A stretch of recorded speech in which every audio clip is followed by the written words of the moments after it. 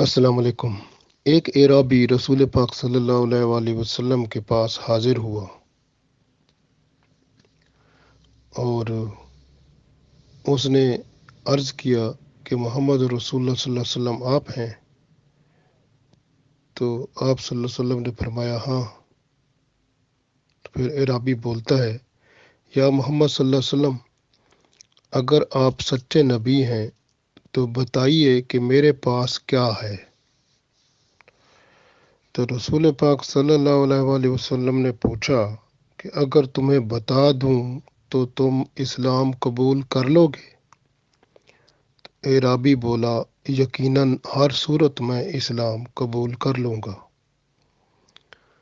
تو جب اس نے وعدہ کر لیا تو رسول پاک صلی اللہ علیہ وآلہ وسلم نے اس کو فرمایا کہ تم فلاں وادی سے گزر رہے تھے، تمہاری نظر فاختہ کے گھونسلے پر پڑی، اس میں 2 بچے تھے، تم نے وہ پکڑ لیے۔ جب فاختہ نے گھونسلہ خالی دیکھا تو وادی میں چاروں طرف اڑنے لگی، تمہارے سوا اسے کچھ بھی نظر نہ آیا۔ تو فاختہ کو یقین ہو گیا کہ بچے تمہارے پاس ہی ہیں۔ اپنے بچوں کی خاطر وہ تمہارے سامنے گر پڑی تو تم نے اسے بھی دبوچ لیا، یعنی اسے بھی پکڑ لیا۔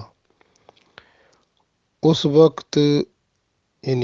وقت 2 بچے اور ان کی ماں یعنی فاختہ بذات خود تیرے پاس موجود ہیں۔ جب یہ بات اعرابی نے سنی تو بے ساختہ کہہ اٹھا، اشہد اللہ الہ الا اللہ وحدہ لا شریک لہ واشہد ان محمدا عبدہ ورسولہ۔ اسلام کو قبول کیا اور اللہ کے رسول صلی اللہ علیہ وسلم کا غلام بن گیا۔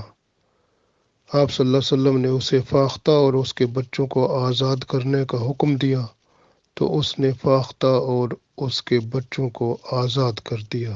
الحمدللہ۔